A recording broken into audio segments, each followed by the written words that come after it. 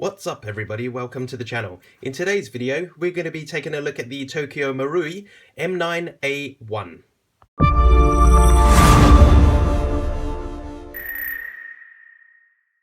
Okay, so this isn't really a review, more of a this is my gun and I want to show it to you guys kind of video, but for those of you that, the very few of you out there that care about what the box looks like, this is what it looks like, okay? It comes with print like this, very nice graphics on the front, shown on the side, on this side, on this side. You can pause the video if I'm going too quickly, and on this side. Okay, now that the box is out of the way, let's just open her up. Right, normally when you get these guns, this is what you get in the box. Obviously the gun, but mine has been taken out. We'll start with the magazine. As you can see, it's a very nice chrome magazine. I really love these magazines. They're just a really nice finish, and mine have never leaked, but you never know. Okay, but usually with Tokyo Marui, the magazines are very good, and they hold in most of their gas, and they do pretty well. In fact, they work flawlessly most of the time. Okay, mine also comes with a box. Okay, as a collector, I do keep everything that most of my guns come with. It comes with these a box showing what rounds the real steel weapon actually shoots. Is the 9x19 Parabellum, I guess, 124 grain FMJs. Okay, and you get about I think it's about 50 BBs in there, which they give you as a sample. Okay, but none of you guys really care about the box, so I'll get that out of the way and let's get into the gun. And here is the pistol. Okay, one of the things that we want to put out straight away is some of the Tokyo Marui M9 variants, the earlier versions, had a fixed hop-up, meaning the hop-up was, it had a hop-up nub, I believe, which added a bit of hop, but it was non-adjustable, okay? The M9A1 stainless model here, or the M9A1, the black version, has an adjustable hop-up, okay? So we just like to throw that out there straight away. It does have an adjustable hop-up. And the next thing we're going to touch down on is the build material of this. Okay, it feels very weighty in your hands, the M9A1 variant, and it does feel, you know, very satisfying. The finish you can see here is their stainless finish, which is, I believe it's a paint that they add on, but it's very convincing. If you look on it, it's very shiny, very reflective, very even, and you know, it's adds a very nice sheen. It does look like metal, and with the weight being so heavy, it does feel like it's metal as well. But one thing that we need to tell you guys is it is almost completely all plastic, okay? This meaning all plastic, meaning the frame, okay, including all the grip parts, the grip, the slide, the outer barrel, it's all plastic. So what is it that adds so much weight to this model? We'll tell you that now. After removing two grip screws here that hold this side of the plastic grip on, we can now remove the plastic grip and show you that Tokyo Marui have in fact added a metal weight here, okay? This metal weight is very heavy, and what it does is obviously add a bit of weight to the pistol, okay? We're now going to take the slide off and show you the inside of here, just to show you what else they have done to add weight. So I'm going to lock the slide back with the slide lock like this. Push down on this part here, okay? Don't worry about the magazine catch that's going to come out because the grip has been removed. Just going to push down on this side here, be able to push this in this orientation, release the slide lock, and the slide should just come off like so. Okay, right, I'm going to show you. If you look down in here right now, you can see that the inside is the hop-up adjustment wheel, okay? Taking off the recoil guide rod and the spring. We can now remove the outer barrel and the hop-up unit. Okay, I'm just going to angle it in this orientation and remove the inner barrel from the outer barrel and the hop-up unit, and you'll be able to see that on top of the inner barrel, Tokyo Marui have added this metal weight, okay? The metal weight coupled with the two metal weights in the grip, one on either side, helps a lot in adding weight to the pistol, making it feel, look and feel a lot more realistic, okay? This weight is just added on here. If you look on the inner barrel there's a groove cut out that's all around here. They've put on this weight and just held it on with a little O-ring there that sits into the groove, okay? While the slide is off, we'd like to draw your attention to this design here. As you can see, there are a lot of inserts, two plastic ones there, and some what looks like metal inserts here. I do believe this is not part of all of this unit here. These sides are actually a metal piece that can be detached using two screws, and one of the best things I like about this is it has a big metal chunk here, okay, which is what the slide catch catches onto. Those of you who are familiar with the high capper, the Tokyo Marui high cappers, or any other high capper, you could know that when the magazines run out of BBs and the slide catch engages going up, what it engages is actually the slide, okay, meaning that it will wear it down over time.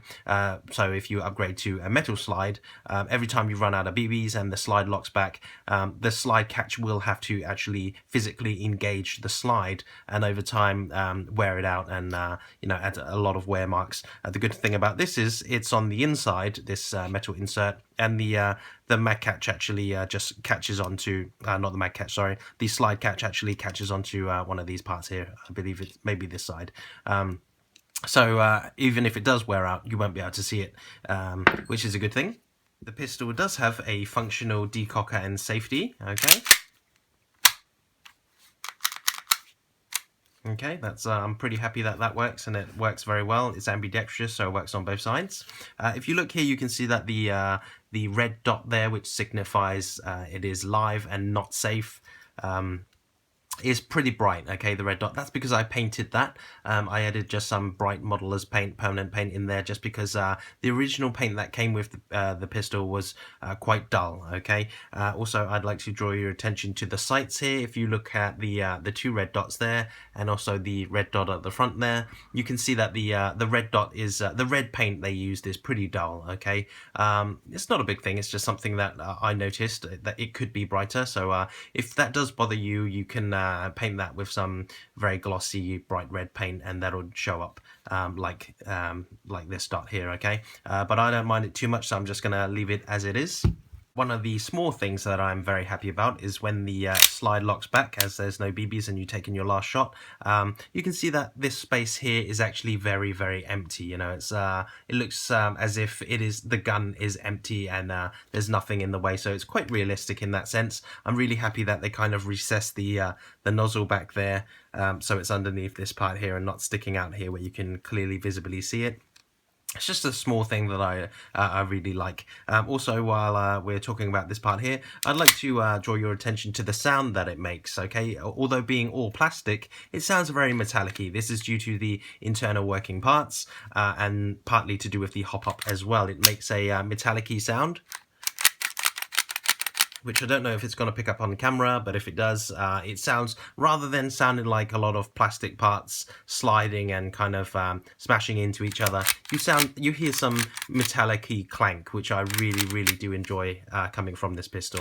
You know, I think they couldn't have done it better. If it had maybe a metal slide or a metal frame, it'd be even better. But with what they worked with, just plain plastic, it sounds brilliant in my opinion.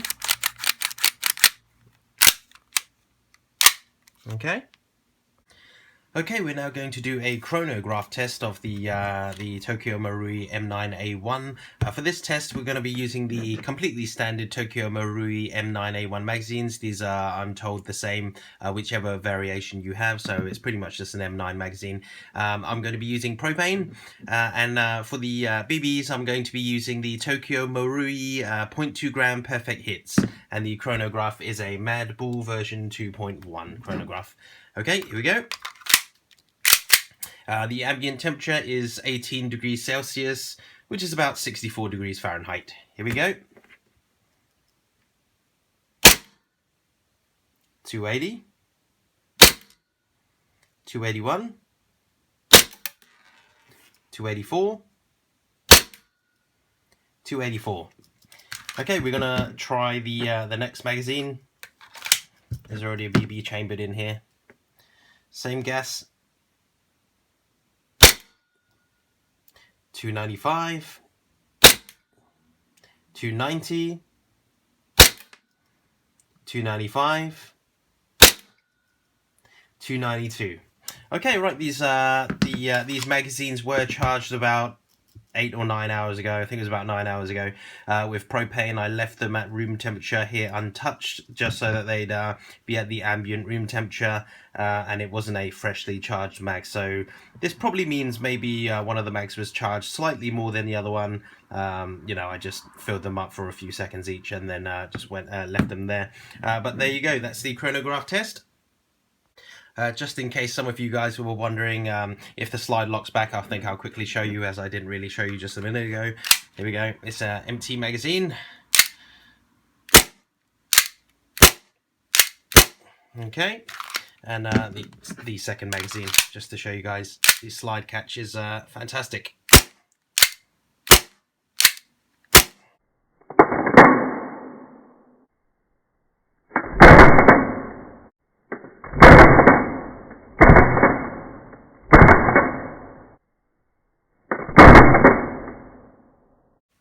Okay, it's now time for my final thoughts and my personal opinion on this pistol. I personally really love this pistol, just for the looks. You know, I'm a big fan of the way the M9s and its variants looks.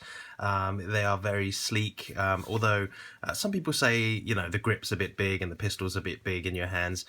For us, or for me at least, it kind of feels great. You know, I don't really have a problem with the size. It feels really well balanced, and it's all down to how you like your pistol to look. So if you're a fan of the way this looks, then obviously you may like it. Okay, but we'll talk a little bit about the upgrades. One thing we didn't mention was there is a rail here, so you can, those of you who absolutely require a flashlight, a momentary flashlight on your pistols, then you can do that. The M9A1 has this rail, so you can install one. Now about the upgrades. For this particular pistol, we did have some trouble looking for upgrades. Okay, I think the best that we found was some uprated inner barrels, you know, tight bore barrels. Obviously, some gas routes for the magazines. The valves for the magazines, you can buy uprated ones of those. We found there was a uprated nozzle. I believe it was by the internals of the nozzle, made by Firefly. And we also found some uprated recoil springs, uprated guide rods, a steel hammer, and one of the uprated hammer springs, and also a company that did some of the sears. They made the sears in steel, but I believe they don't do that anymore. The company is called KM. I believe they were in Japan. I think it's a Japan-based company, KM, but we couldn't find them anywhere. You know, we know that they made some steel sears for the M9A1 Tokyo Marui variant, but we just couldn't find them in stock. So if you're crazy about upgrades, then this probably isn't the pistol for you. I mean, you can buy an all-metal kit for it, you know, the frame and the slide and the outer barrel. But the internals, it looks like if they wear out, you're going to have to go original Tokyo Marui, as finding uprated steel parts is very difficult. It's almost as if the companies that make the aftermarket parts, the steel parts, said, you know, we've made some for the previous models, the M9, and then the M92F or whatever it was, and then this came out, the M9A1, which had different internals, and they kind of said, that's it, we just can't be bothered to make any more parts for different variants, we'll stick with making parts for high cappers or whatever. It's almost as if that's happened, you know. So if you are crazy about upgrades, this may disappoint you a little bit, you know. I don't mind it personally, okay? Obviously, I'm probably going to be upgrading mine, as I prefer my M9 variants without the rail.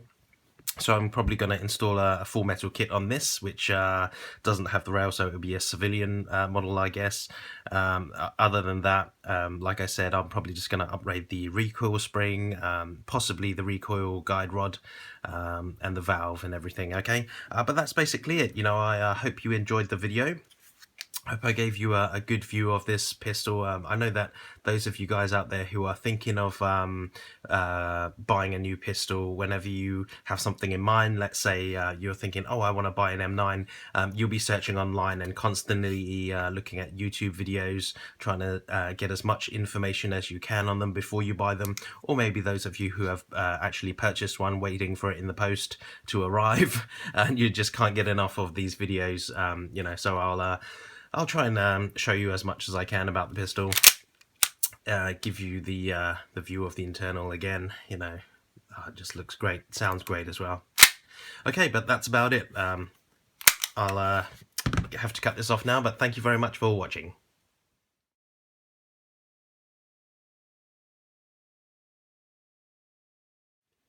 What could possibly be inside this box? Wow.